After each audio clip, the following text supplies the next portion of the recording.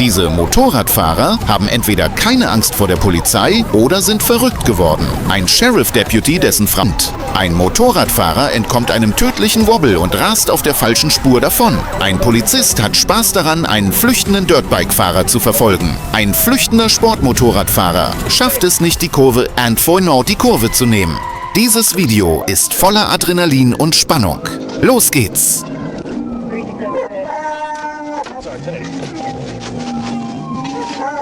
Candler, southbound at 285, motorcycle, 28.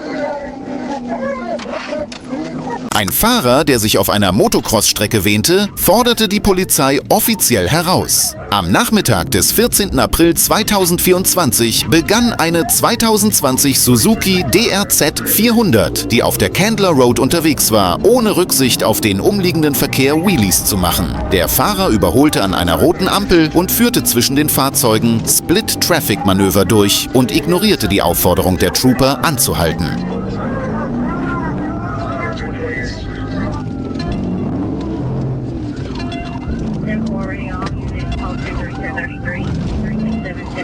Als sie sich der I-285-Brücke näherten, wurden die Notfallgeräte aktiviert und eine riskante Verfolgungsjagd begann. Der Fahrer fuhr zunächst auf den Bürgersteig und fuhr von dort aus mit seinem Motorrad weiter.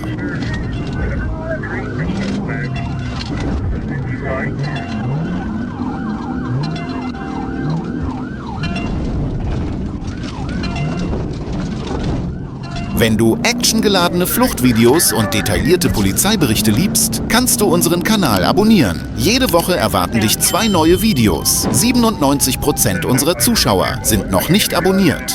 Wenn dir unser Video gefallen hat, vergiss bitte nicht, uns zu abonnieren. Der Fahrer begann in entgegengesetzter Richtung zwischen den Fahrzeugen zu fahren. Der Polizeibeamte machte sofort eine Kehrtwende und fuhr vor den Motorradfahrer. Aber dieser nutzte erneut den Vorteil seines kleinen Fahrzeugs und setzte seine Flucht fort.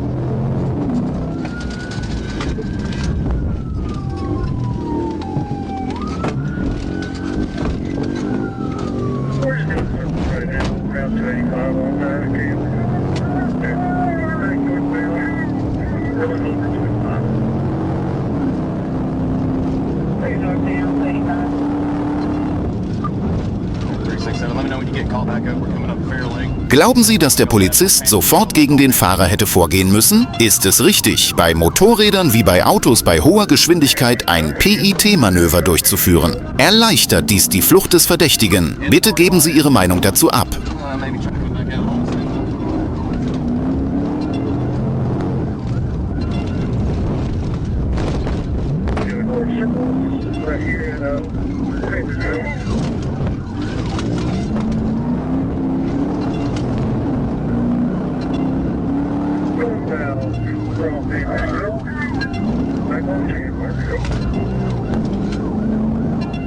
Clear northbound, back on Candler.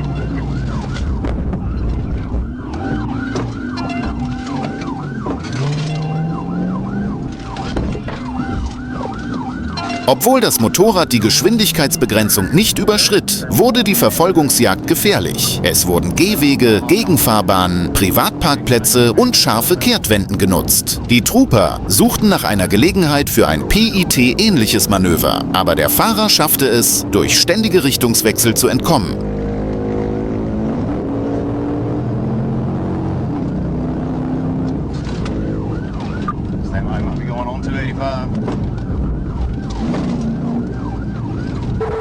Clear approaching 285. I'm gonna do a U-turn on you again. Clear turning on Union. No, U-turn back northbound Candler. We're just constantly doing circles. If we can get more than 2 of us here, we might can effectively channelize them. I'm secondary now. I'll call it. Back northbound Candler, Panthersville again. Clear northbound Panthersville. Circle again. Southbound Candler. Southbound Candler. Southbound Candler. Might be out of gas.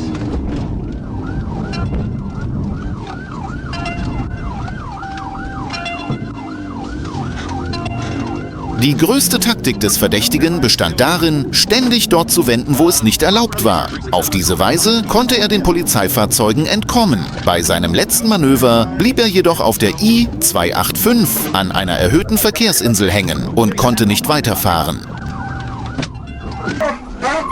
Genau in diesem Moment sprang ein zufällig am Tatort anwesender, dienstfreier Hilfs-Sheriff aus Clayton County aus seinem Fahrzeug und warf den Fahrer mit einer Art Rugby-Griff vom Motorrad zu Boden. Trooper Matthews und Rutledge griffen sofort ein und überwältigten den Verdächtigen. Der Fahrer wurde als Stephen Ferguson identifiziert. Sein Führerschein war eingezogen worden. Das Motorrad hatte keine Versicherung und kein Kennzeichen. Die kritischsten Momente dieser actionreichen Flucht werden Ihnen mit verschiedenen Kamerawinkeln noch einmal gezeigt. Candler southbound at 285. Motorcycle. 28.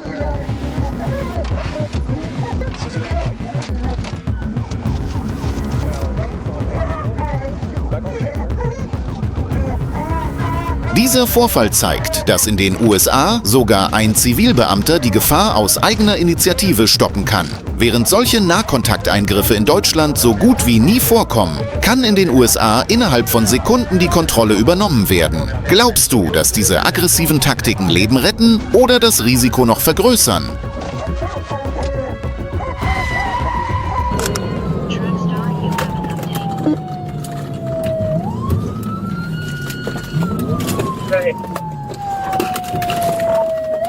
Die Verfolgungsjagd, die am Abend in Atlanta begann, verwandelte sich in ein regelrechtes Schlachtfeld. Als auf der Riverdale Road ein schwarzes Motorrad ohne Kennzeichen entdeckt wurde, schaltete der Polizist seine Blaulichter ein. Doch der Fahrer beschleunigte innerhalb von Sekunden auf 105 Meilen pro Stunde und floh über den Phoenix Boulevard in Richtung College Park.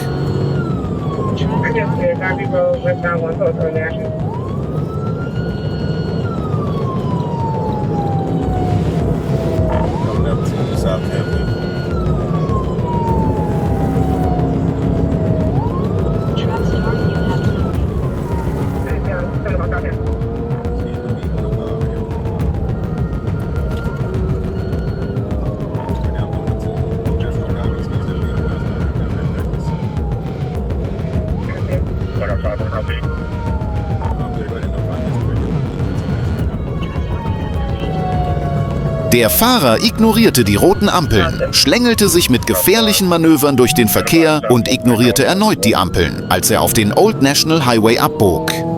Diese Momente wurden sowohl von der Kamera im Fahrzeug als auch von der Körperkamera deutlich aufgezeichnet.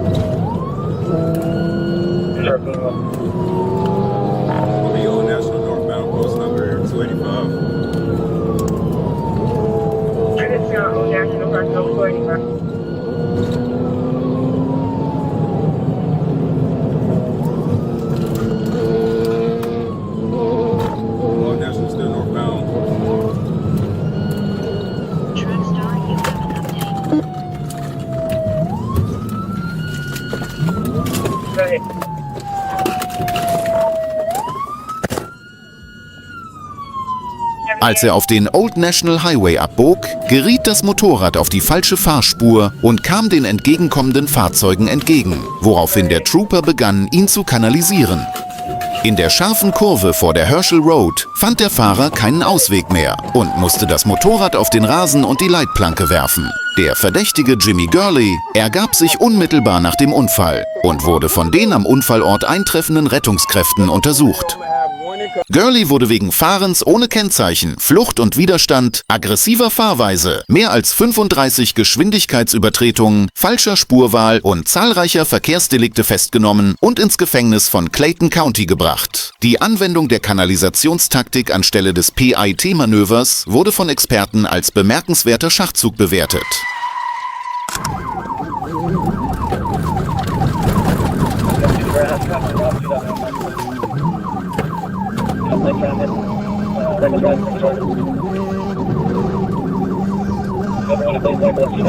Die Motorradfahrer haben entweder wirklich keine Angst vor der Polizei oder sie sind verrückt geworden. Was als ruhige Streifenfahrt auf der Godby Road begann, verwandelte sich innerhalb weniger Minuten in eine tödliche Verfolgungsjagd. Als ein Polizist bemerkte, dass ein Dirtbike ohne Kennzeichen mit hoher Geschwindigkeit und ohne Kontrolle gefahren wurde, gab er ein Stoppzeichen. Doch der Fahrer drehte sich nur um, grinste und zeigte ihm den Stinkefinger.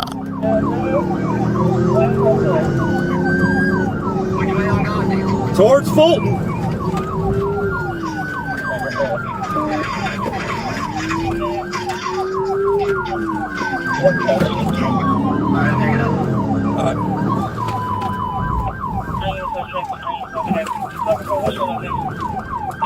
Godry Road, eastbound back into the county, blue dirt bike, black male.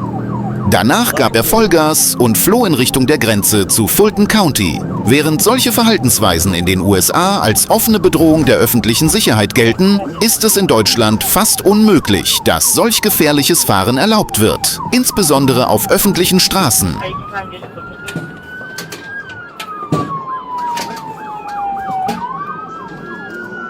Discovery 1, we're in pursuit of it, Southampton Road. Black male with a black jacket, blue light. Discovery 1, we're in pursuit of it, Southampton Road. Black male with a black jacket, blue light. Turn left on center.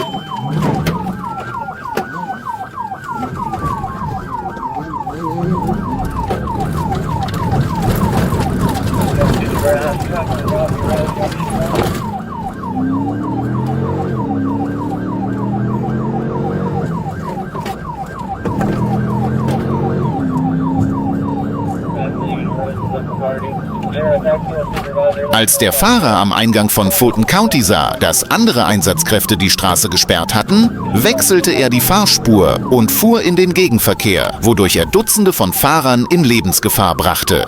Der Fahrer kehrte nach Clayton County zurück und zwang die Fahrzeuge sowohl auf Rasenflächen als auch auf der falschen Fahrspur zu einer Vollbremsung.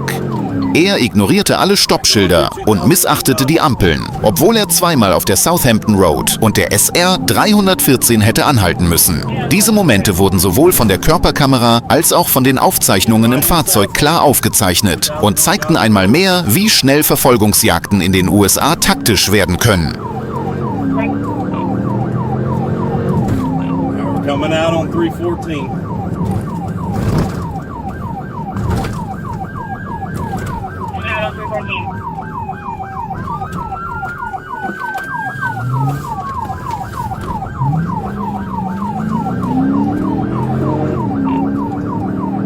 Alright, coming back up to Godby Road. Black male, black pants, black hoodie, black helmet.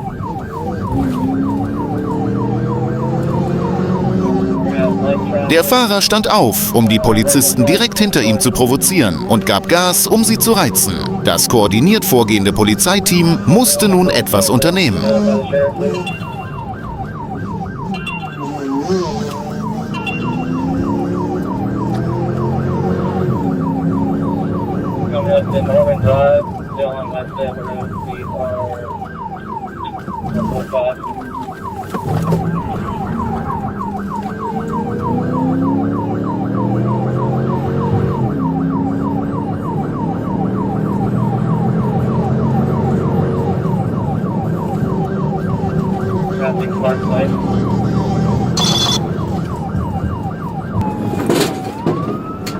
Der Verdächtige fuhr weiter auf der SR 314, passierte die Ampel an der Phoenix Boulevard und bog dann auf die Norman Boulevard ab. In diesem Moment griff der Polizeibeamte ein, doch der Motorradfahrer konnte entkommen. Als der Fahrer jedoch die Entschlossenheit der Polizei erkannte, fuhr er auf den Rasen, ließ das Motorrad stehen und hob die Hände.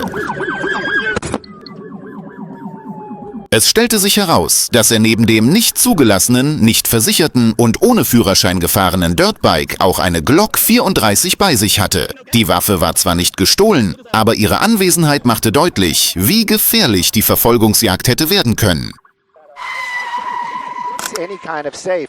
Am 13. Januar 2025 erschütterte gegen Mittag ein Notruf aus der Hollyhock Drive die ganze Stadt. Es wurde gemeldet, dass ein bewaffneter Mann eine Frau bedrohte und einer der ersten, der am Tatort eintraf, war der seit 6 Jahren im Dienst stehende Deputy Andrew Nunes. Doch als er eingriff, eröffnete der Verdächtige das Feuer und schoss Nunes tödlich nieder. Die Behörde erklärte, Wir sind in tiefer Trauer. Er hinterlässt eine schwangere Frau, eine 2-jährige Tochter und ein ungeborenes Kind. Dieser Vorfall wurde zu einer schmerzhaften Erinnerung daran, dass Polizisten in den USA jede Sekunde mit dem Tod konfrontiert sind. I believe it was Day Creek, this vehicle going on the wrong way on most of the ride up to the freeway from Victoria Gardens. If you don't know where Victoria Gardens is, you're clearly not a local, but that is a huge mall out here in the Rancho Cucamonga area. Now you can see, I brought up the speeds almost immediately because I could not believe what I was seeing. This vehicle actually getting into the 160s for a while there. I don't know, somebody trying to interrupt me? Are we going live? Okay. Anyways. Der Verdächtige floh sofort mit seinem Motorrad und die Verfolgung wurde auf den Interstate 210 Freeway verlegt. Als er mit einer Geschwindigkeit von 240 Kilometern pro Stunde versuchte, in andere Bundesstaaten zu gelangen, schalteten sich Dutzende von Fahrzeugen ein. Sogar Luftstreitkräfte beteiligten sich an der Verfolgung. Das Risiko war so groß, dass einige Abschnitte komplett für den Verkehr gesperrt wurden. Während der Verfolgungsjagd ignorierte der Verdächtige rote Ampeln, fuhr mit hoher Geschwindigkeit über Rampen und verwandelte die Autobahn in ein Schlachtfeld. Was shot. There was a huge barricade going on. Then this vehicle tears out of there. Maybe the suspect, maybe a distraction. But at any rate, you can see it right now. Those speeds, that is real. 140 miles an hour. We've seen it, that motorcycle going faster. Skyfox definitely keeping up with them. But as far as the ground units, they're going to be backing off. The helicopter's staying with it. This continuing. This is westbound on the 210 freeway. Again, watching things like this, I got to tell you, every muscle in my body is tense. Anything happens in front of that motorcycle. Was ist Ihrer Meinung nach der sicherste Weg, einen bewaffneten Verdächtigen zu stoppen, der mit so hoher Geschwindigkeit flüchtet? Woher verfolgen Sie das Geschehen? Schreiben Sie Ihre Meinung unbedingt in die Kommentare. After shooting a deputy, I'm not saying a vigilante type of justice, but this person definitely has reason to get these types of speeds. We're continuing on. You can see it right there. As far as law enforcement behind him, I would venture to say the only thing that's going to be keeping up is a helicopter. Are they making calls? Are they getting other units ahead of them? I would say yes. But these high speeds, well into the triple digits. Eminently, copy all.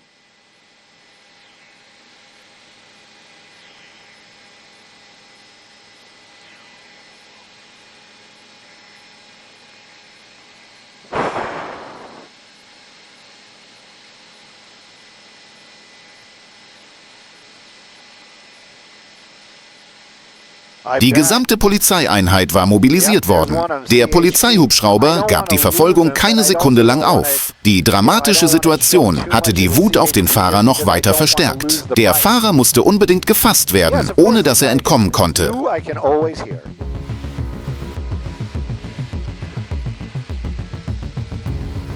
Copy all. I might not be able to hear Sandra that clearly the entire time, but I will make every effort to. Okay, copy.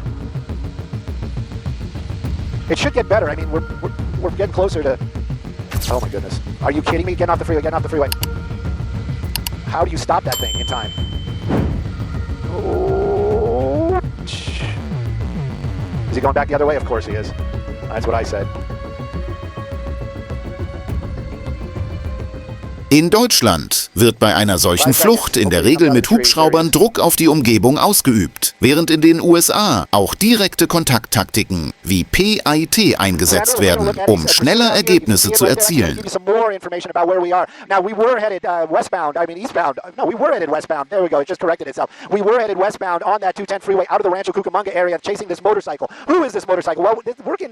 Again, I would venture to say it is correct. Is it correct? We're still working on all the information. Skyfox, we were in